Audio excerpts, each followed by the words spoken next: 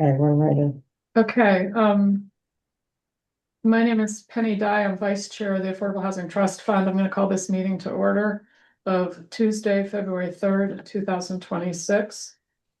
I'm going to take all votes by roll call since it's a hybrid meeting and I'm the only member in real life. The rest of you are on Zoom. So I'm going to do attendance now. If when I call your name, please say here or present. Brooke Moore. I'm here. And Forrest Bell Here. and Abby De Molina, Here. Ryan Sullivan, Here. and the vice chair is here as well. Could I have a motion Shanta to? Blois Murphy is also here. Great, Shanta. Here. Thank you. Thank you. That's great. Um, could we please have a motion to accept the agenda? So moved. One of you is going to move it and the second is going to be the second, so. Brooke, why don't you be the second if that's okay? All those in favor of accepting the agenda, Brooke? Aye. And Forrest? Aye. Shanta? Aye. Brian? Just Samantha. Aye. And Abby? Aye. And the vice chair votes aye for acting chair. Okay, announcements. This meeting of the Affordable Housing Trust is being audio and video recorded. Second announcement is the Affordable Housing Trust has re-released the request for proposals for the year-round deed restriction pilot program. We discussed this at our most recent or 2 meetings ago. Through the program, the Affordable Housing Trust will offer financial incentive to Nantucket property owners who place a permanent deed restriction on their homes, limiting the sale or rental of these homes to year-round residents of Nantucket. The application is open through February the 18th, 2026, with awards now will be announced on April 1st, 2026. The deadline to submit inquiries and questions was also extended through OpenGov to February 9th, 2026 at 2 p.m. Please visit our website for details and to apply. And the website is on the agenda. Christy, do you want to add anything to this? Christy or Dylan? Yes. I was originally supposed to chair a housing or an affordable housing trust quarterly update last week at the select board, but I had to travel for a training, so I'm now going to be sharing that tomorrow night at 5:30 in the community room at 4 Fairgrounds Road. And did you read the announcement about the Shiloh's update? No, we're good. That's next. Yeah. Do you or Christy want to share that news? Chris, you want to do this one? Cool. Yeah, I'm happy to announce that the Executive Office of Housing and Livable Communities has approved our amended Housing Production Plan certification request. So this extends Nantucket's eligibility under Safe Harbor until December 10th of 2027. And this is attributed to us adding 64 units under the Tacoma Green project.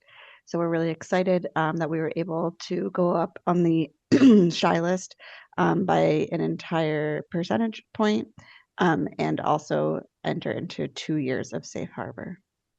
I'd like to thank you. Oh, can you just tell the world what percentage we're at now? It's 8%, isn't it? We're currently at 8% and we're just about 100 units away from meeting our 10% goal. Which is great. And I appreciate the outreach that your office did on the current. I think that was extremely effective. So thank you for that. Is there any update on public comment or questions from prior meetings? None. Okay. Seeing none, we're going to move on to public comment. Is there anybody in the public who would like to make a comment or ask a question on anything that's not on the agenda? I can't see everybody. So do you see anybody? No. Okay, seeing nobody, we're gonna move on to new business. First under new business is the approval of the minutes of January the 20th.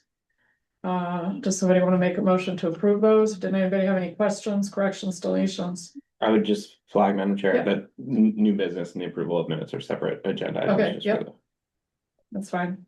We're on approval of the minutes. Okay, seeing no questions, does somebody want to make a motion to approve the minutes of January the 20th, please? So moved. Brooke? Thank you, Second. Rose. And thank you, Shanta, was that you? Yeah, Yes. okay. By roll call vote, all those in favor, Shanta? Aye. Thank you, Brian. Aye. Thank you, Abby. Aye. Brooke. Aye. Forrest. Aye. And acting chair votes aye. Thank you.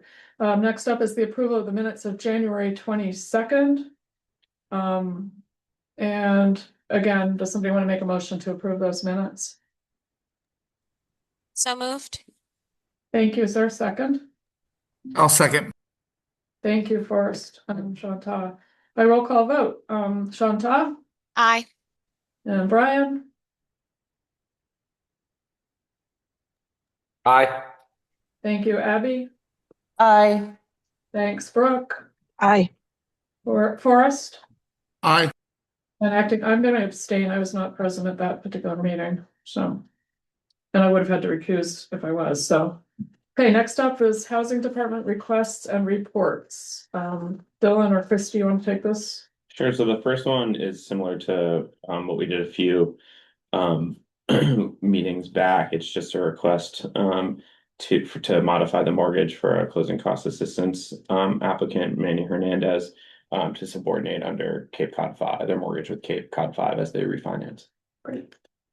Any questions from the board? Seeing none, I'll entertain a motion to approve this request. Motion to approve? Thank you. Is there a second? Second. Thank you. By roll call vote, Shanta, Aye. Brian, Aye. Abby. Okay, we'll move to Brooke, Aye. Forrest. Aye. Acting chair votes aye. Abby, are you there? Okay, please note that Abby abstained. Did not vote. Okay, next up, review and adoption of rental preservation program guidelines. Is Mary in the way? Mary's here. Okay, so Mary just the joined. Flag Mountain Trail, Mary- Mary Mack. Please note that Mary has joined the meeting.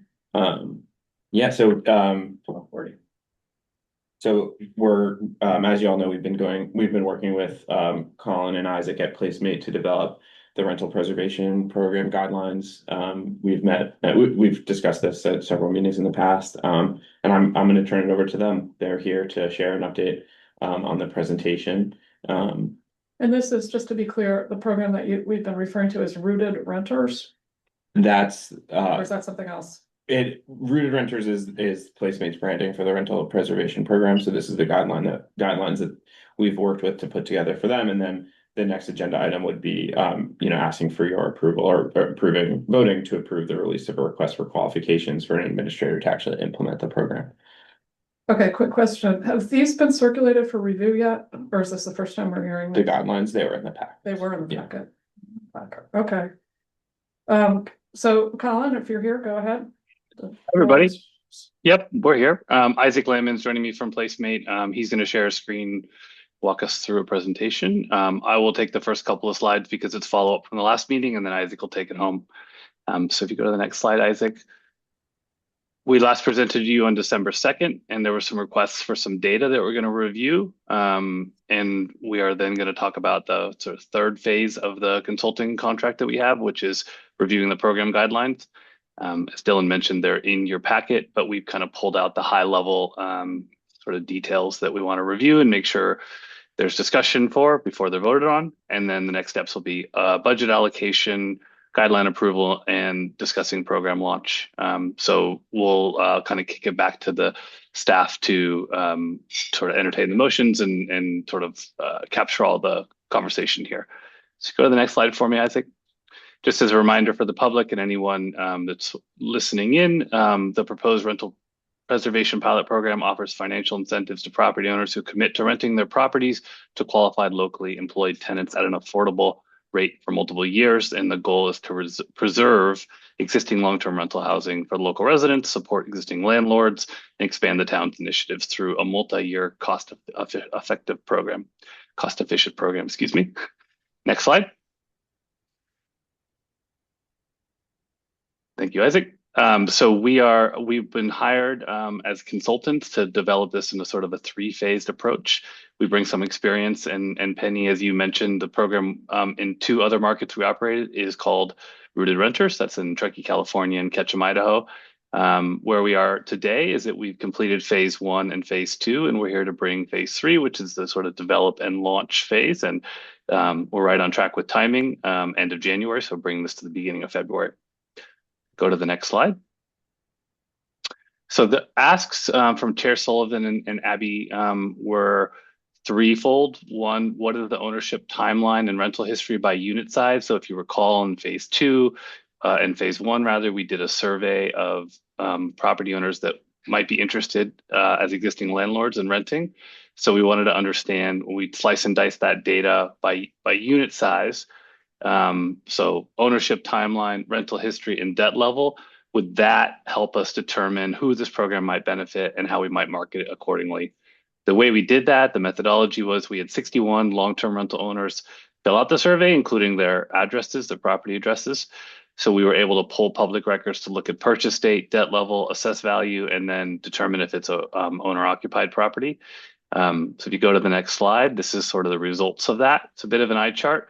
But what you'll see on the sort of unit size is the breakdown by unit, and then the differences by rent charge, how that rent on average is above or below AMI. That's highlighted here as the first kind of difference between smaller and larger units.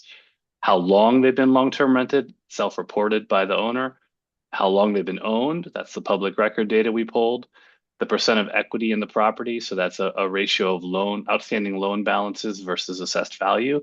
And then lastly, what percentage of the units are owner occupied? So our kind of three takeaways from this that sort of do validate, a bit about the program is one, smaller units more likely to be secondary units of an owner occupied property. That kind of makes sense because these 1 and 2 bedroom units are mostly on properties that are have multiple dwellings. So main house, then they're renting out the secondary unit, and they have been doing that, as you can see, for quite a long time. Like the smaller units, 20, 25 years here for 1 2 bedroom. The second one is that smaller units have been rented and owned longer and rented at a more affordable rate. So the highlighted things here are really kind of, the main differences between the smaller and the larger units. And then lastly, I think there was a hypothesis that maybe there'd be a difference in equity between the larger and smaller units, that larger units would be owned outright and smaller units might be, sort of more debt burdened, but we don't see a big difference in unit size there. So what this told us is our, validation that a flat incentive, regardless of unit size, would make a lot of sense. And we want to prioritize smaller units because those are harder to find. And here, as you can see, they're being rented at a more affordable rate. So really, and I'm obviously stop this and open this up for discussion, any clarifying questions, but this validated a lot of what we saw from the survey, and I think answers the question that were brought up on December 2nd. I have a comment, if I might jump in here. The average number of years owned, it's very interesting to me that the smaller units are considerably, well, except for the 4 bedroom, higher than the 3 bedroom. And one would assume that if they'd owned that long, they had more favorable, in terms of percent of equity and the percentage of equity in the property, more favorable rates and terms if they bought, more than 20 years ago. We saw a lot of refis in there, so that I was wondering too, there was a lot of HELOCs and other things. I kind of, dug into every single property and was fascinated to see some, $2 million properties purchased or assessed at $2 or $3 million purchased 30 years ago that still had $1.5 million of outstanding loans, but have been pulled out in the last 5, 10 years, kind of pulling the cash out of the home, right? Every case is different, obviously, but yeah. I thought that was interesting too. Yeah, thank you. Does the board have any other questions at this point? Any? I'd just like to say, Yes, Tracy McDonald. Yep. Sorry, Yeah. I didn't know if a board member wanted to go first. Thank you, Madam Chair. Yeah. I have a question on whether why there was no information on studios. Mhm.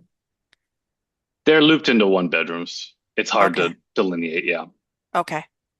You should probably, accuracy, put 1 bedroom, studio / 1 bedroom there.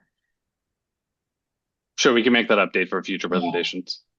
Okay, next up, Brian has his hand up. I just appreciate the response. It was a good deep dive. It was very thorough. Thank you. Yep. Thanks, Chair Sullivan. And Brooke? Yeah, I would say this is really interesting, and I like the idea that we know with a flat number the impact is greater as a percentage of what they're charging rent. So it's a bigger incentive for the smaller units, which are often every housing unit's a unicorn here, but the thing that I hear most is people who are sharing a house who really want a place of their own. And so making sure that we're preserving those units over time is really creating them and preserving them. And so it's just really helpful to explain, because people are going to ask, like, who are you helping here with this incentive? And the fact that, we're going after the percentages, people who are renting the accessory dwelling on their property. They're living here, and this rental income is supporting their ability to stay here year round as well. And giving a little boost to those folks, I think, is going to be a really good byproduct of this. Yeah, we totally agree. I have a question, Colin. You said there were 61 responses. Was this how did you target this besides the public advertising? Yeah, Do you have a sense of what percentage, like, did you target 500 people? Or it's hard to say how many people may have been exposed to the survey, because we can't see like how many looked at it but didn't start it, for example. So yeah. we did a letter. I think there were multiple letters. Dylan, feel free to jump in and jog my memory. We definitely sent letters to publications, Current and Inky, and then I don't remember which ones were published. This is in the last presentation. I just don't have that the tip of my fingers. We definitely emailed all the not qualified lease to locals property owners. While Isaac's presenting the next slides, I can pull that up if you're interested in the exact numbers, or I can send it as a follow-up. If it was more of a sort of broad outreach, it's kind of irrelevant. I was just curious how targeted it might have been. I'd say pretty broad. We tried to get Housing Nantucket did a social media post. The town did a post. We did, op-eds. Right. It was pretty broad, just to add in, I think we did a really good outreach, both trust meetings, select board meetings, getting it out to the community. So I think it was very, very well run to get as many respondents as we could. Okay, Dylan had a question. Christy actually just said what I was going to add, but I was also just going to add, I think that we have a time commitment for one of the executive session items. So, and a lot of the survey stuff, I think we've gone over in the past, so it might be good, if you don't mind, to move forward too. Yeah, why don't we move along, Colin? Okay, great. So that's closing out phase 2, and then phase 3 was to deliver program guidelines and an administrative roadmap so that this thing can actually get launched. So I'm going to hand it over to Isaac on our team, who's going to walk you through all of that. Thank you. Great. Thanks, Colin. Hi, everyone. So yeah, I believe I introduced myself at a previous meeting, but I'll do so again. My name is Isaac Landman. I'm the Associate Market Director with Placemate, and I've been working closely with Colin and with Christy and Dylan to help develop the rental preservation program guidelines. So today I'm going to give you an overview of the details in those program guidelines, also talk about budget scenarios and what the application process and pre-launch program marketing will look like pending the AHT's approval of the guidelines that we're bringing forward today. So starting first with some key program details. In order to participate in the preservation program, the property needs to be located on Nantucket, and it needs to be an existing year-round rental for at least the past 12 months. We will verify the program administrator will verify that there has been existing year-round tenancy and what the current rental rate has been using past lease agreements and proof of rental payments. Additionally, only one property per ownership group or per owner is allowed to participate per application cycle, and that's required to ensure that the funds are distributed to as many property owners as possible. During the application process, there'll be a prioritization preference given to property owners who are renting at the most affordable rates as compared to the 100% area median income rates. I'll go over a slide in that with that in just a couple of moments here. I'm going to keep working through 3 slides of program details, and then if there's any questions, I'm happy to address those. In order to participate in the rental preservation program, owners also need to sign a new 12-month lease with at least one of their current tenants at their existing rental rate. In following years, in years 2 and 3, rent is allowed to be increased for up to 3%. There's also a total cash incentive, which we were discussing earlier, of $18,000, and that'll be paid out in 4 increasing payments over the 3 years of program participation. So you see the grant chart here on the right. I'll just voice over this quickly. At the 0-month mark, when the property enters the program, there's a 15% payment of that total $18,000, so $2,700. After the property has been rented to a qualified tenant group for 12 months, and we've validated that the owner and will be continuing to rent to a qualified tenant group for an additional 12 months, the owner will receive the next incentive payment of another 15%. We'll do that same verification process at the 24-month mark when 30% of the incentive is issued, or $5,400. And then at the end of the program participation, the final and largest incentive will be issued, $7,200, 40%, bringing, again, the total incentive to $18,000. So in order to access those incentives, a property needs to be rented to a qualified household. And a qualified household has at least half adults who are qualified tenants, and the annual income cannot exceed 175% of the area median income. Qualified tenants are defined as year-round local employees, so folks that work at least 30 hours per week for an employer based on the island. They can be self-employed, they can be disabled individuals, they can contribute to the community in some way other than work. They could serve on a board or a committee, they could volunteer. Year-round resident retirees would also qualify, as would full-time parents or guardians of children under the age of 4. And then as participation in the program continues, it's understood that, this is a long-term rental preservation program. Tenant groups are liable to change, and so that's written into the program guidelines, and that household makeups are permitted to change, but in order to continue qualifying for the program, the tenant group needs to remain a qualified household. So those are my 3 slides on big program overview.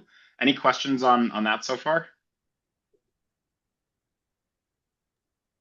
Just a quick example, if I might. So Sure. a single mom moves into a house. She's under the 175%. She partners up with someone who has a much higher income level. That person moves in. The house would no longer qualify if their joint income is above 175%. That's correct. Yep. Okay, thanks.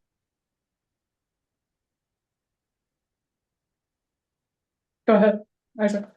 Okay, great. Keep chugging along. So in addition to seeking approval to the program guidelines, we're also looking for AHT input on budget scenarios. So what you see laid out here before you are a handful of scenarios that we're asking you to consider. On the low end would be targeting 20 units to be preserved through the rental preservation program. That would be a total incentive of $360,000, or 20 incentive payments of $18,000 over a 3-year period. We would estimate that that would house around 44 people. That's based on the average people housed per property of the lease to locals program. That's 2.14 people per property in lease to locals. So that's the lower end. And then on the higher end, there is, if the trust wanted to target 50 units, that would be 50 incentive payments of $18,000 and a total cost over 3 years of $900,000. We'd expect that would house in somewhere in the 109, 110 people range. And for all of these scenarios, the cost per person housed per year is just under $3,000. So happy to answer any of your questions, and I think really also hoping to hear a discussion on your end here of how aggressive of a target of folks to house and number of units you'd like to move forward with here, and then seeking a budget allocation as well. I'm going to take comments and questions from the board first. Brooke? My gut instinct is, like with lease to locals, right? You have a cycle, a 3-year cycle with the first group of owners. So my inclination is to start small, and knowing that a year from now, we might want to do a second round of 20, right? And make it available to a new set of property owners who hear about it, hear from others that it's been working, et cetera, so that we grow it over time, but we leave sort of funds in the bank to make sure it's not a one and done quickly, so we can test it out. Because I think people are going to learn about it over time. So that's one way to look at it. The other thing is to say, okay, we're funding 50. If they're all taken in year one, are we saying then there won't be a year 2 program without another allocation of hundreds of thousands of dollars? So that's kind of the argument I'm having in my head about which way to go. So just not sure. Yeah. Yep. That's helpful. Brian Sullivan? So there were 61 respondents, Colin, is that right? That's correct. And I think all but one said they wanted to do it. Yeah, so I would hate to be number 31 and we chose 30 and there were people that weren't able to qualify. What we're looking at is allocating $300,000 a year to hit the 50 number, assuming 11 don't qualify for some reason or another, is my thought. My only question to staff is, where are we allocating the funds from? And are they available in flow? That was my question as well, Brian. And so Christy, can you tackle that? And then I'll move to you, Tracy. Yes, through you, Madam Vice Chair. This would be coming out of the cash balances of the Affordable Housing Trust, which is secured through the annual override. The $6.5 million. Correct. Thank you. Tracy. My question is, how does this correspond with the existing lease to locals? So if somebody's coming off the lease to locals and the objective is to move them into this rooted renters, is that one of the objectives? And how do you track that? A great question. Isaac or Colin, you want to answer? Yeah, I'm happy to answer that. It's a good question. So as written, the program guidelines currently do not allow lease to locals participants to qualify for rooted renters. Lease to locals participants, as you know, are eligible for renewal payments. So they're already eligible for an incentive to continue long-term renting for a total 3-year period. And then this program is really designed for existing long-term rentals that are not able to qualify for lease to locals, because that is a long-term rental conversion program, whereas this is a rental preservation program. So really focused on helping owners that are already long-term renting to continue to do so.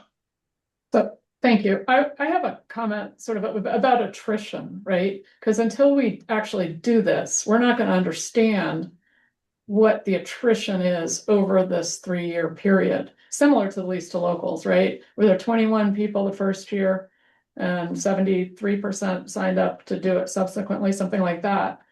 So I think there's an element of flexibility that, from our perspective, that's going to have to be built into this. Abby has her hand up. Go ahead, Abby. I was just wondering, I know we had talked about, do we know if any of the 61 who responded, do we know that none of them were leased to locals? Because you said they indicated they wanted to be involved, but did they know the nuance that like they couldn't be a part of the program?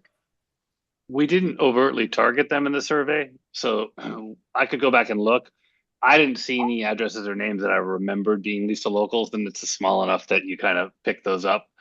A few could have slipped in, but you know, Right. No, but it's not like the majority or anything. I just wanted to check that because like I hear what Brian was saying is like, we'd hate to say, okay, let's approve this and then realize that we have to, disqualify a bunch of them because they aren't the target or whomever, but that's helpful. Thank you. I just want to jump in and point out that again, we have the flexibility, right? If we were to approve, say, 30 units initially, I mean, this is a pilot program, is it not? Say we were to approve 30 units, we have the flexibility in a year from now to change that, right? Don't we? Can somebody answer that? I would jump in. Yeah. Yes, this would be a pilot program, and at any point we could make edits and adjustments. The one thing is the next agenda item is to release an RFQ, and I think people who respond to the RFQ would want to know the extent of the program, how large the program would be. So we would need a little bit of guidance for at least the initial launch. Understood. Forrest is next. You have your hand up. Go ahead. Unmute, please. Thank you, Madam Chair. I had a quick question, and I want to voice the same concerns that Brian had. It seems like we have a relatively high level of interest with 61 respondents.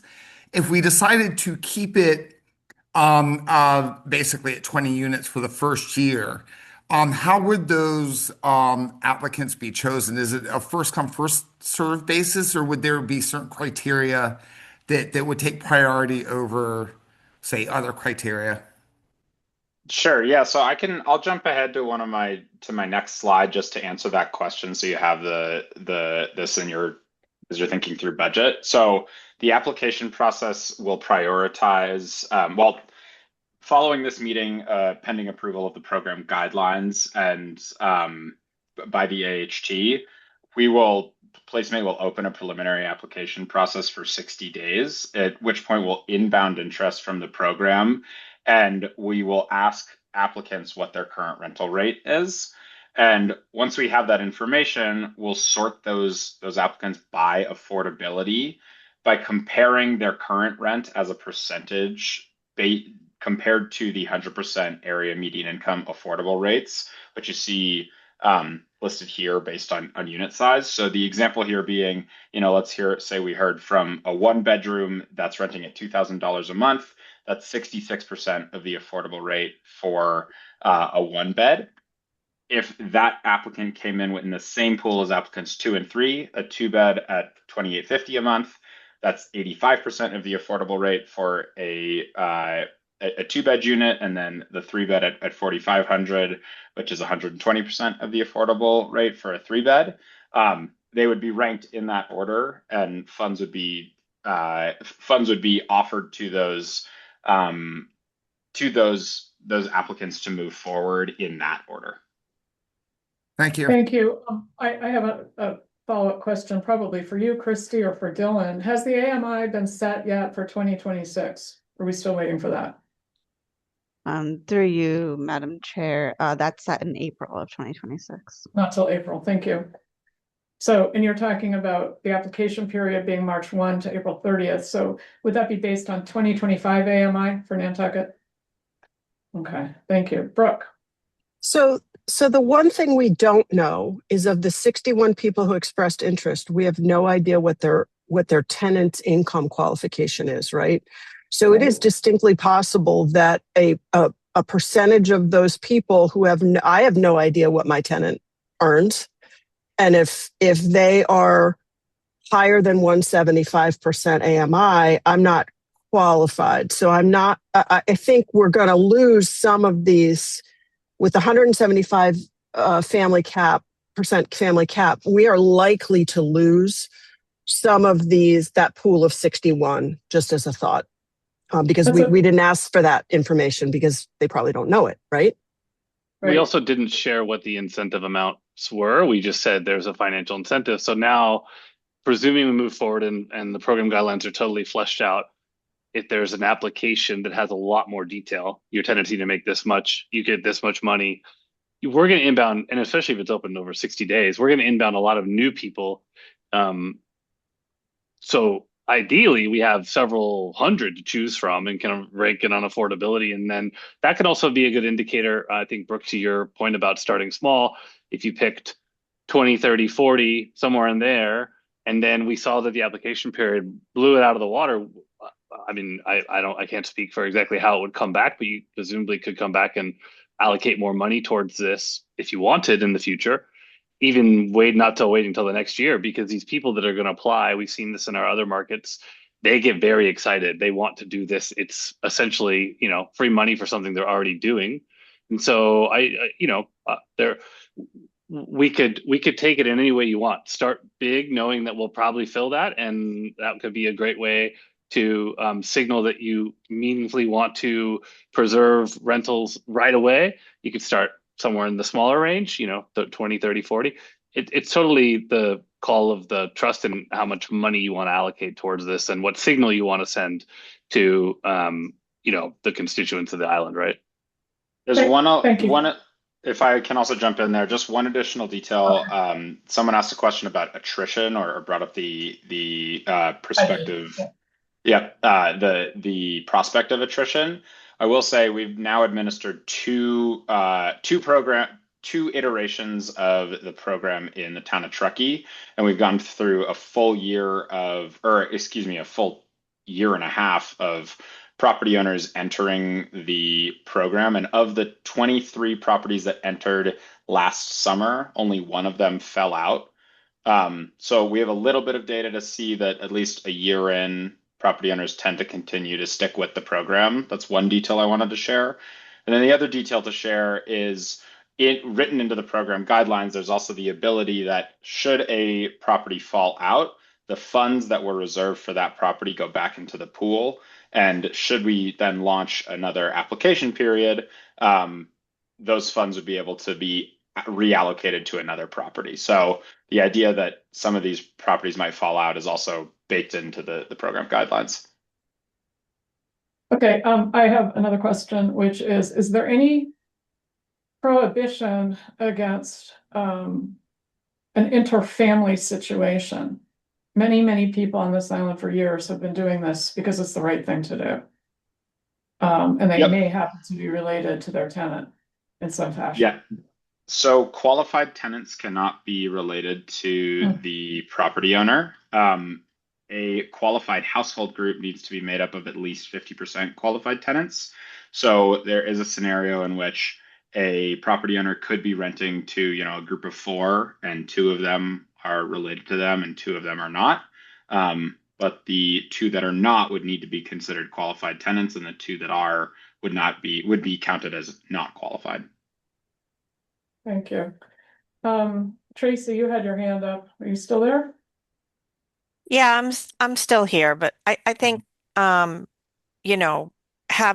several rental units, and most of my tenants are long term. I was just going to weigh in on the qualification part, and I have 2 families. They're families of 4. I have no doubt they'd qualify, but I have one guy who's been with me 25 years who is a single. He's a single guy, and I would doubt he probably does not qualify. So I think it is very subjective, as to, I wouldn't want to lose them. I wouldn't do it even for that reason. I wouldn't lose them over this. So. Thank you. I wanted to ask, how was the 175% picked? 175 of AMI? On what basis? I believe it was staff can speak to this as well, is to mirror the Lease to Locals program. But staff or Colin might be able to provide some more details on that. Yeah, I'm happy to step in, and that was the direction. We were trying to make the guidelines as similar between leased to locals and rooted renters, so it's very clear to the community to have similar rules and guidelines. And right now, leased to locals is up to 175%, so we wanted to continue that. And that But had hap- no, Christy, that had no income until we took that over. That had no Correct. income element to it at all. Okay, Brian first. I'm not sure I fully understand the 175 in the sense that as bedroom count and qualified individuals go in, are you totaling each income not to exceed the 175 on their own or combined? I guess when there's 4 wage earners in a household, it will exceed and then disqualify the house. So how do we manage that scale?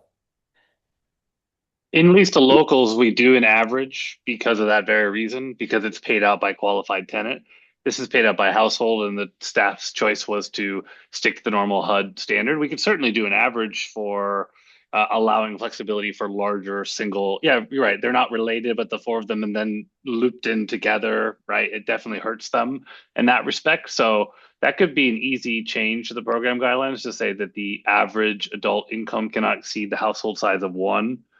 Right? That's one way we could do that if you wanted.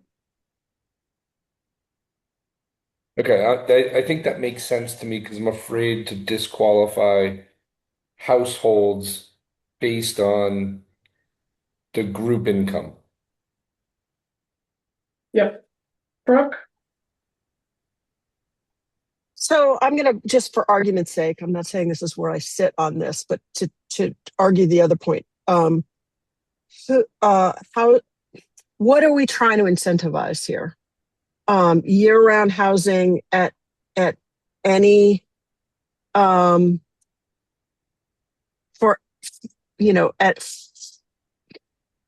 let me put it this way. Theoretically, if someone is charging a low rent to a group of people who make a substantial amount of money, that's great, but do we want to subsidize a low rent that where the people occupying it could afford more? I don't know, like that versus a household where they couldn't afford more, right? So I'm trying to make the sort of the argument in my head as to what way to go here. I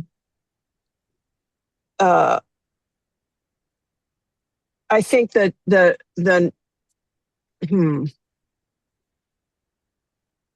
we are moving everything higher than 175 across the board, and we may want to just amend lease to locals to a higher number and put this at a higher number and call it a day.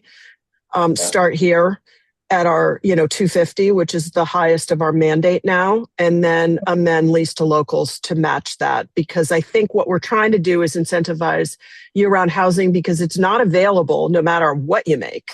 It's just not there in the marketplace right now. And I think we are advantaging or making the lower that you charge, the lower rate the landlord is charging is getting a benefit of going higher in an allocation system here. They're more advantageous in terms of being chosen for the program. So I'm kind of talking in circles, sorry, but is anyone following my logic here? So I'm going to hop in here, Brooke. I think from my perspective, the purpose of this program is to bring into the year-round rental inventory properties that maybe have not been doing it before, as well as those that have been doing it before. It's to increase the pool of year-round rentals available let me finish, please, at an affordable rate. I really want to hear from board members first. Okay, so Brian, you're up next. So this being a preservation program, it's going to be the existing tenants staying. And I think that the hardships I'm hearing on the street from property owners are increased assessment values, so higher tax rates, Insurance rates are becoming problematic, and they don't necessarily feel like they can pass these on to the tenants themselves. So this is the ease in that burden, and it's pre-existing relationships versus vacating a tenant to start a new lease to raise the rent. So I think in that sense, the preservation is great. I don't know that this is the entrance for new properties into the system program. So I feel comfortable with the way that this is designed and developed. I think that there could be potential to raise the percentage up from 175 or move it to the average. I think we're probably going to see a strong, it's going to take a minute for this to matriculate and people to understand that the program exists, but I think we're going to see strong interest once the first 12 people get their checks. Yeah, I also just, And so I would be prepared for to revisit and increase the budget or start with something stronger. okay, I want to just also point out, somebody made the comment about up to 250. Although the Affordable Housing Trust recommended that, that has not yet been approved by town meeting. Okay, we are at 240 right now. Okay, Dylan had a comment or No, question. that's, I was gonna just say what, Sully said Okay. at the. Okay, and then Chris, And the 250. okay, and Christy, you had your hand up? Thank you. I was gonna say that as well. And just that this is meant to be a preservation program, not an expanding new. That's what Lease to Locals is creating new options. And then just to touch on Brooke's comment, I just think it's really important to consider the impact.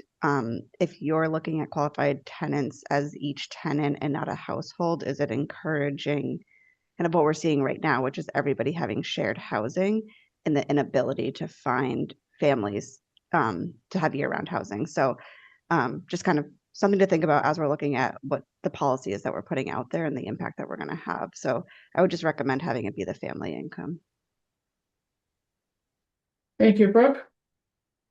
I think what we should do is put the cap at whatever the current cap for the Affordable Housing Trust is for income. And that way, if it changes, it can adjust. It would be 240 now. And if town meeting approves 250, it's already baked into the motion and the approval of the program. That's where I would go rather than going to a average. I agree that has may have unintended consequences that yeah. So Okay. Any other board comments on this? Is anyone prepared to make a specific motion? Isaac, do you want to go to the next slide? Sorry, just so that I Oh, think we've got it. yeah. Okay. We've Yeah. got it laid out with sort of the three Yeah. things that we were hoping for. So I think number 3 under next steps is covered by the next item on the HC agenda. So it would be a motion for 1 and 2 with potential amendments. It sounded like what Brooke suggested, but I won't. I'm gonna. Sorry, I'm not trying to lead the. Yeah. That's it. Thank you. Yeah. Okay, so we provided input, and does somebody want to make a motion to approve the rental preservation program guidelines? Perhaps subject to raising the 175 to the current maximum that the Affordable Housing Trust deals with, which is 240 at the moment. So I would make that motion with the amended language up to the current cap of the Affordable Housing Trust, whatever the language is. I don't know, the lawyers can write that. And to approve the program, and then we can talk about the budget. Okay, is there a second to Brooke's motion? Second. Mary Mac, thank you, Mary, made the second first. Okay, discussion on the motion. Any more discussion on this before we take a vote? Okay, seeing none, I'm gonna do the vote by roll call. Everybody's clear on what the motion is? Okay, Brian, Aye. Shanta, Aye. Abby, Aye. Brooke, Aye. Forrest, Aye. Mary, Aye. and the acting chair votes aye as well. Next is to approve a budget allocation. Could you put that slide back up, please? Okay. So is everybody clear? We have a proposed range of units here that correspond to an amount of money, which is to be paid out over 3 years. We have the money in the budget to do this. And then there's a corresponding number of people housed, estimated, based on the number of units. Okay? And we have also the flexibility to change this as necessary, but it's a 3-year cycle. So yeah, before I opine on this, Brooke, you have your hand up. I just have a quick question. If we approve 40 and we get 100 applications and we want to approve another 20, do we have to issue a new RFP? Or can we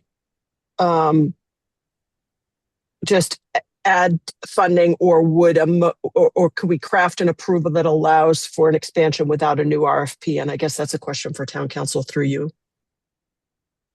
Yep. Vicki? I don't know that Vicki is still with us. We also So- have Brian Turbot. Oh, Yeah. No, I'm here. I've been here the whole you're time. Okay. Okay. So I am here, yeah. So in order to be able to, I think in order to be able to do another round of funding, I think you would have to then issue a new RFP. I don't think that you can just treat it like a rolling situation. So I think that, you know, if you decide you want 20 and then you want to go back and do another 40, I think that you would need to issue a new one so that new applicants can be available to respond. Thank you. I'd like to point out too, if Because we you want to have approve- everybody have the same amount of Yeah. access. So Vicki, while you're here, could we talk about, just for clarification, the difference between an RFQ and an RFP? This is asking for an RFQ.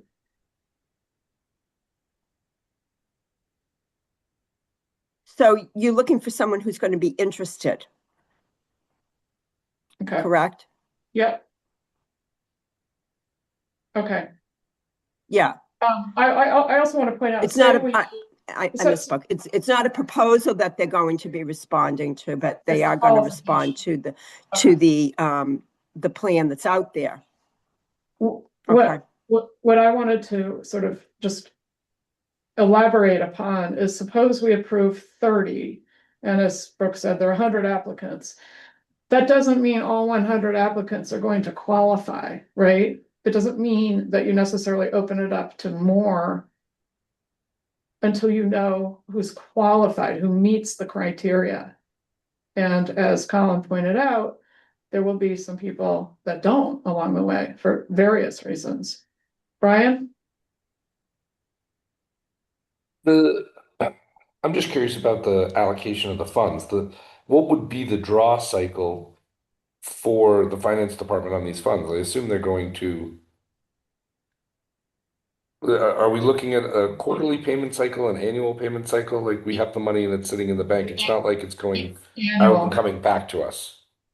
Annual.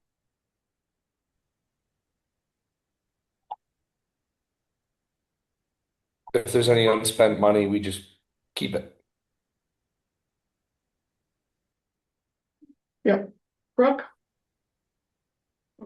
I think I'm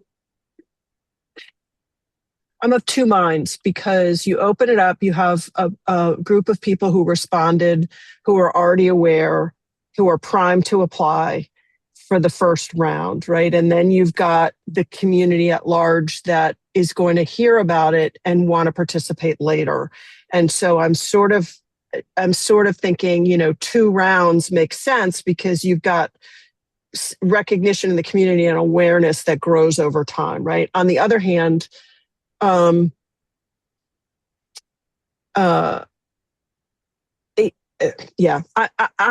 just say where I'm at. I'm at 40 in my head right now. For whatever reason, for all the complicated things that are happening in my brain right now. But do you want to make that into a motion or hear more discussion? Christy has her hand up. Let's hear from Christy first. I'm Brian Turbot too. Yeah, this is it. Thank you. Um, Christy, go ahead.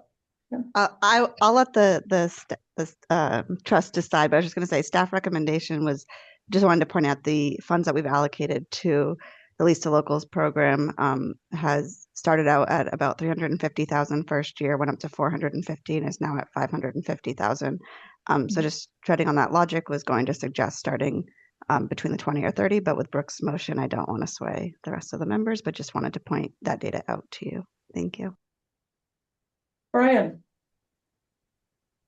Thank you, Madam Chair. So do you actually have to set a number of units that you want in the program to accept in the first year? Because if you know that the first year payment is $2,700 on the program, if you allocate a budget and we divide 2,700 by that budget, that's the number of people that we can accept into the program, right? I mean, why would we, the number of properties, right, in the program? So does it matter how many that is if we, I mean, or are you trying to, because I would prefer, to be honest with you, to not to, because the only way to get more properties is to have this continuously rolling out, which we're doing for some of the property searches that we're doing. But I would suggest it is an awful lot of work for all of the staff that has to go through and redo that every time that we do it, to be honest with you. So I think from the procurement standpoint and the ones that have to put this out and receive that and do it all, I think you come to a budget, we know how many properties we could accept in the first procurement, and we see how the program goes, and then we adjust from there. Thank you. Dylan had his hand up, then Brooke, and then I have a comment. Dylan. I think Colin, and thank you, Madam Chair. I think Colin and Isaac should, correct me if I'm wrong, but the number of units is just a guideline to give a sense for the trust of what it is. So I don't think that the motion would, I think in the motion saying 40, it's really just saying the cost of $720,000 is the budget for the program as Brian was suggesting. Right, exactly. Thank you, Brooke. Just to be clear, right? This is a question through you to Brian Turbot. When we look at this, we're looking at a 3-year allocation of funding, but are we locking up future dollars into the future, Brian, from a finance point of view because I don't want to allocate, $540,000, divide that by the first year payments and enroll all of those, use it all up in the first year and then have nothing allocated for the second year. Do you see what I'm saying? I want to understand how the timing for the funding, that's why the unit count matters, because we're basically saying we want to allocate $540,000 for 3 years of payments. But Brian's saying you could not do the number and that would allow you to do more in the first year, but it would require additional funding to be approved by the trust for the future years. Well, Brian, go ahead. Through you, Madam Chair. So to your question, Brooke, whatever properties you put in the first year, okay? So let's say it was 100, say it was 40 properties.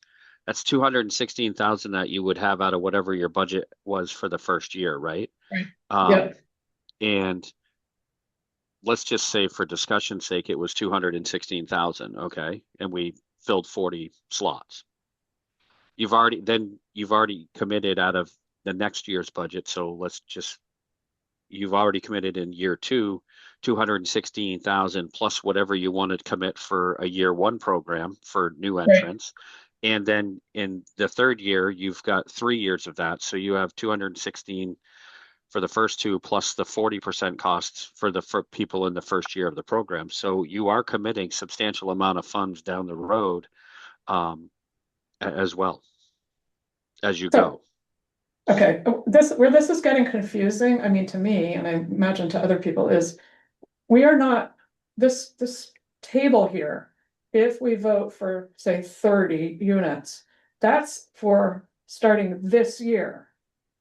Right, you would, but you have a 3-year commitment, Madam Chair, of 540,000.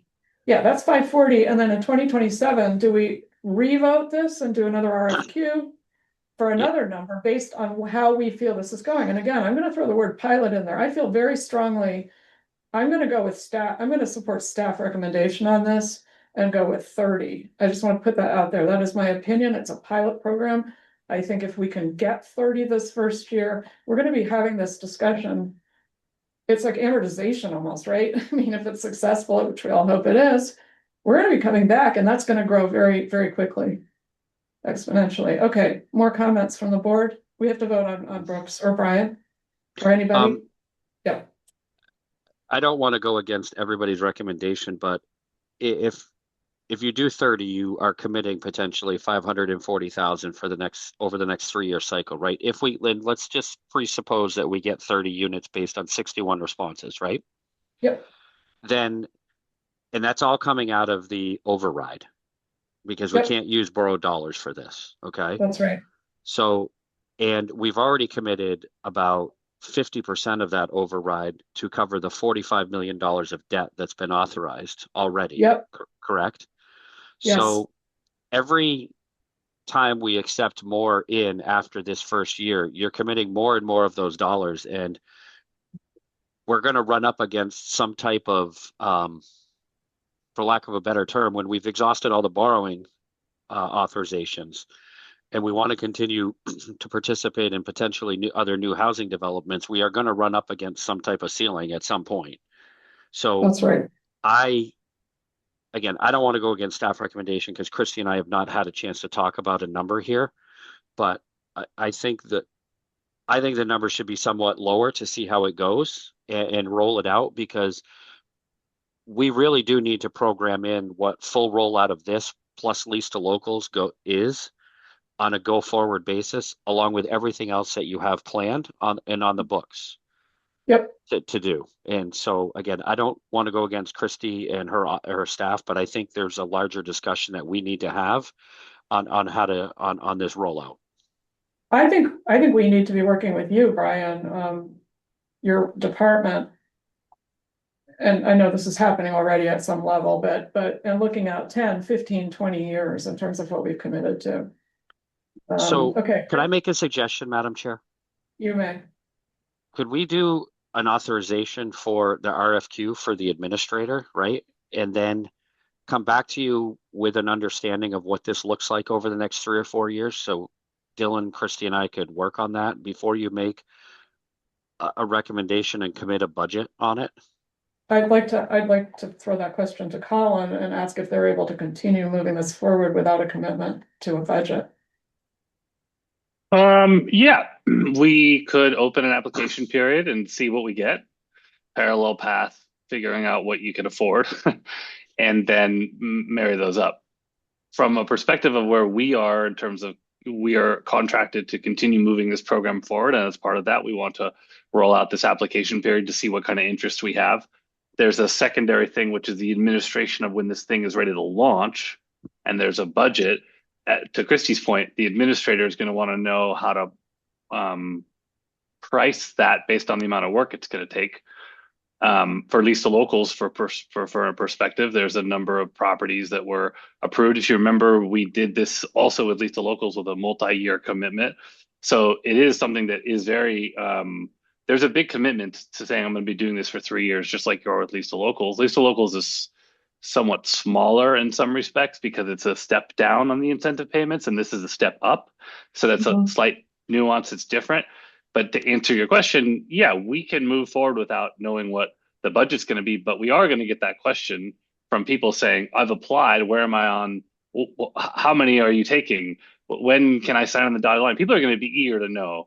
So I think it may be advised to actually have the budget discussion. So our suggestion was if program guidelines, well, they were just approved, so that's great. We could move forward with marketing those program guidelines to both the 61 property owners and the broader public, saying the rental preservation program is going to be open on the date we said was, Isaac, you want to remind me, March 1st. So if we could decide what the budget was by March 1st, that'd be great, because then we could tell people. And the Affordable Housing Trust approved $540,000 for incentives, which would equate to 30 properties, or $900,000 incentives, which would equate to roughly 50 properties. So if that could be done before the application period starts, that would be ideal. And for the administrator to respond to would also be, I think, helpful to be able to know what to price the administrative work for.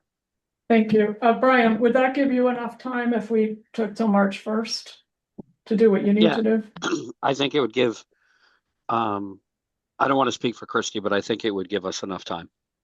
Okay, and Christy actually had her hand up, so she can answer.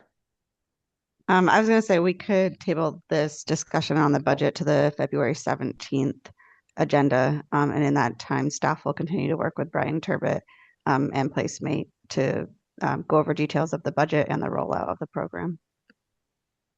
Okay, so procedurally, I see Brooke giving us a thumbs up. Brooke, do you want to withdraw your motion that you made that was seconded? I didn't make a motion, actually. I just said you where my did. head was at. Nope. I just said my okay. head's at 40. I did not make a motion. So we don't have to withdraw anything. Even better. But do we now need a motion for the request for qualifications? Yes. Yes. Somebody want to make that? I'll make that motion. Thank you, Brooke. Is there a second? I'll second. Thank you, Brian Sullivan. Okay, by roll call vote, Shanta, Aye. Brian, Aye. Abby. Okay, Brooke. Aye. Thank you, Forrest. Aye. Thank you, Mary. Aye. And I vote aye. And Abby, are you back? Okay, Abby is not voting on that. All right. Okay. Now, do we need a motion, Christy, to postpone this till our next meeting, or we just automatically do that? We would need a motion, please. Okay. So I move that we table this item to our February 17th meeting. Thank you, Brooke. Is there a second, please? I'll second. Second. Thank you. I think Mary seconded. Okay.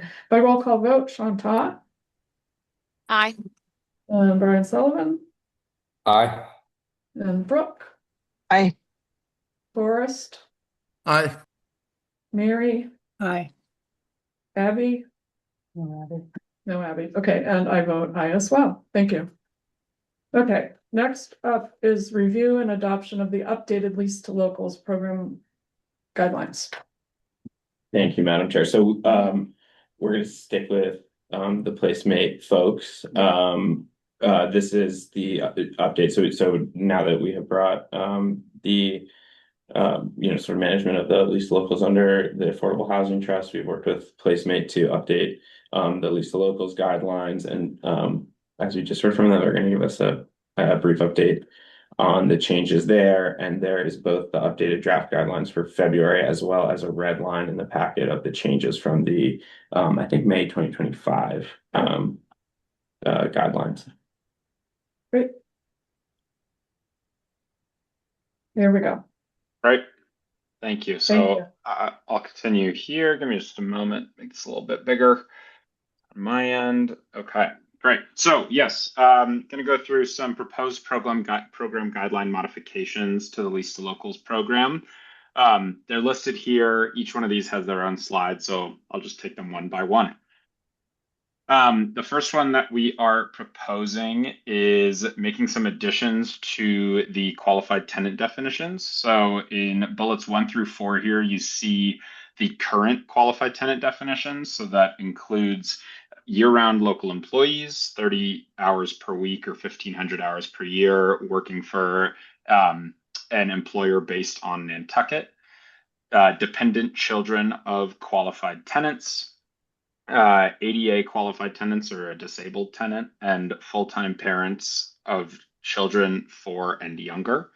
We're also suggesting to make the following additions to match the year-round deed restriction program guidelines and the now recently approved pilot rental preservation program guidelines. So that includes self-employed year-round residents, folks who are moving to the island for a full-time job, community contributors in some way other than work, serving on a board or committee, volunteering, an artist, or retirees.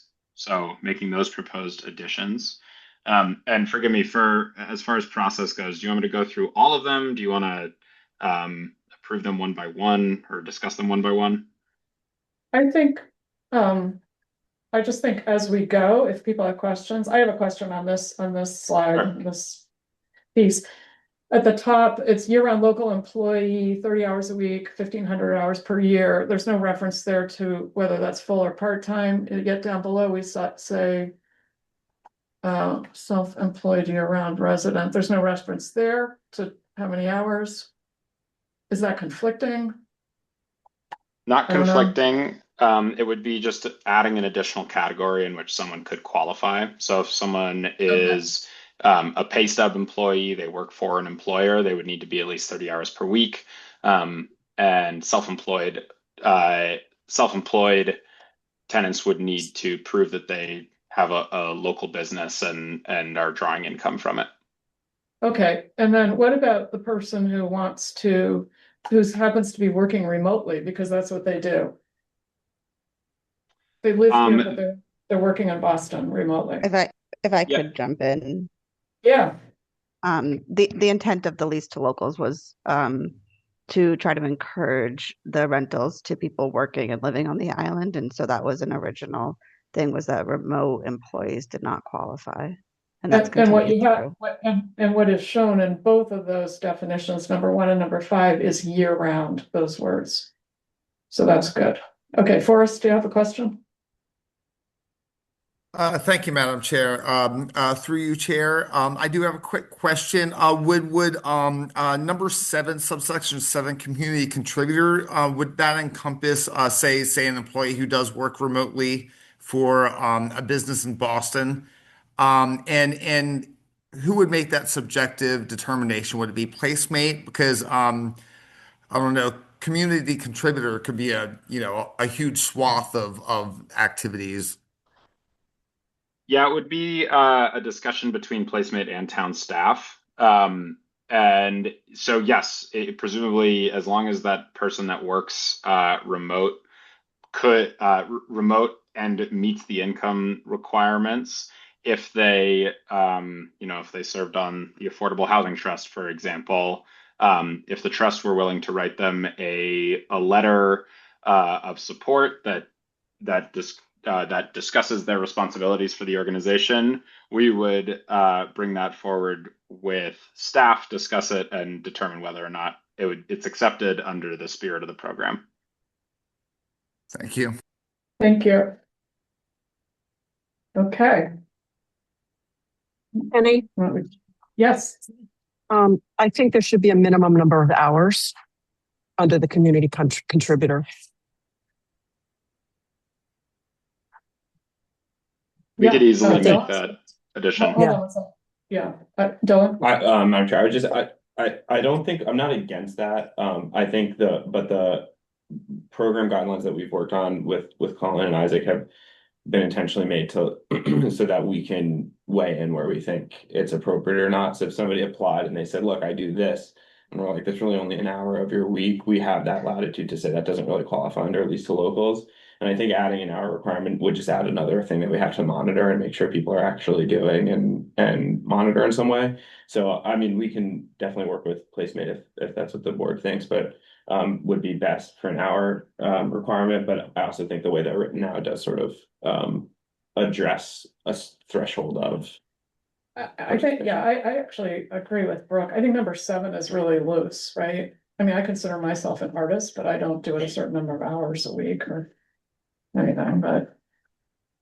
Could I jump in just from a perspective of where this is administered in other places? And so Isaac runs the Provincetown Lease to Locals program for us, and they asked us to put this in. Isaac, I believe it's been a couple that have come and become qualified tenants with this.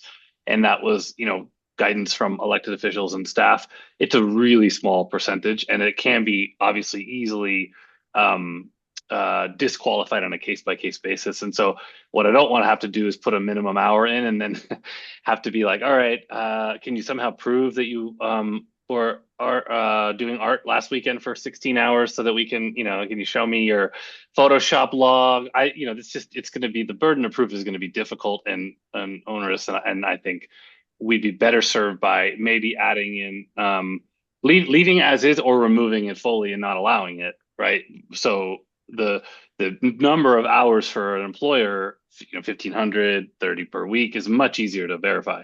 This is much harder to verify. And we didn't have this in here originally. This was added in at request of, I think, Dylan, correct me if I'm wrong, but this mirrors the year-round deed restriction program. So we're trying to marry them up, right? So we could take it out at least to locals if you don't want to pay by qualified tenant for somebody who could pretend to do something and work remotely, right? Sure. But I think adding more hour like documentation, it's just gonna, it's also probably for very few actual, it's a super edge case, right? Let's just first. Yeah, okay, hold on. Thank you, Colin. Christy, you're up first, then Brooke, then Dylan. Thank you. I just wanted to clarify, as Colin was saying, that this was intended to try to mirror all of the guidelines between all of our programs. So whether you're applying for the year-round deed restriction pilot program or lease to locals or rooted renters, they all had similar qualifications. So this was copied from Provincetown, but is currently in our year-round deed restriction pilot program, which has been released twice with these same guidelines. I just want to say also, it's not, I mean, it's a little unclear the way it's written here. Like, do you have one or two of these? Do you need four of these, or is none of that applying? It could be any of these. Just a comment. Nobody needs to answer that. Brooke, you're up next. I'm okay with leaving it in as long as it's legally defensible to determine that someone doesn't qualify under this provision. Yeah, and it's consistently applied. Dylan. I think they've covered most of it. All right. Okay, let's move along. If we could. Okay, this next slide is really just in follow-up to the previous slide. So updated documentation requirements to reflect the additions made to the qualified tenant definition, along with some updated best operational practices that Placemate is suggesting to staff based on how we administer lease to locals in other markets. Additionally, we've added language that tenants are only qualified upon entry into the program. The previous processes had tenants in renewal years being requalified, and this is now aligning with the way that rooted renters is administered, and we think aligns with best operational practices, and that you're not disqualifying tenants if their employment changes, but they are remaining in the same property over multiple years. So the documentation that we're requiring for local workers would be 2 recent pay stubs or a signed employer letter. If folks are self-employed, we would collect a copy of their tax returns or a profits and losses statement, a letter from folks that have employed them locally, recent contracts. Disabled adults can supply a copy of their disability benefits and any proof of supplemental income. Community contributors would be a signed letter from the local organization that they're involved with. Retirees will be asked to provide 2 Social Security benefit letters addressed to a Nantucket property from the last 12 months, one from 12 months ago, one from their most recent letter. And then full-time parents would be asked to provide tax returns that show dependent children. Thank you. I have a question on this one. We had a situation recently where a household applying for one of the properties that we were involved in had a disabled youngster as a member of their family. Would that be treated in the same way as a disabled adult? Yep. So in order to verify that a child is present in the program, they would need to be the child of a qualified tenant, and so we'd qualify the parent based on how they qualify, and then as long as the parent is able to show that they have a dependent child on their tax returns, then the child would be considered qualified as well. Thank you. Other questions on this one, this screen? Okay, let's move on, please. Great. We're also updating the income limits to the corrected 2025 amounts. This is currently at the 175 area median income. Based on the discussion we heard for the Rooted Renters program, you may consider updating the language to mirror what was decided there. But these are the updated amounts in the current program guidelines.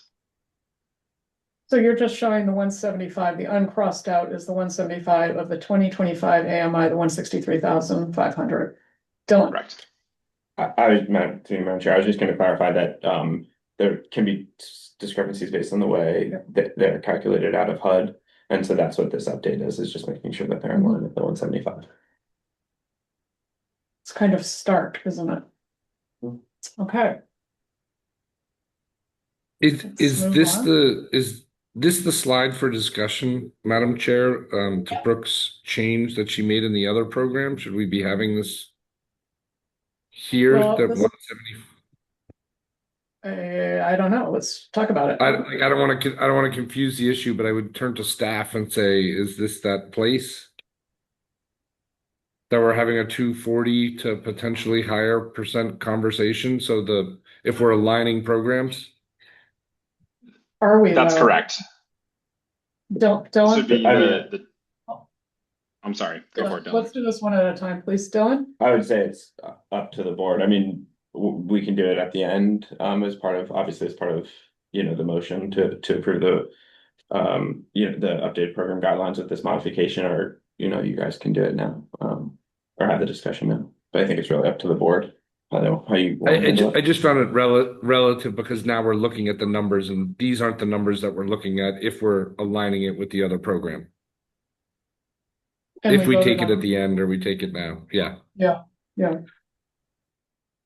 What's the pleasure of the board? Now or at the end?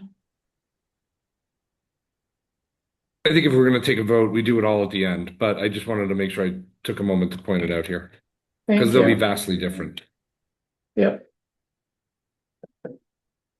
Okay, let's keep Right. moving. Wonderful.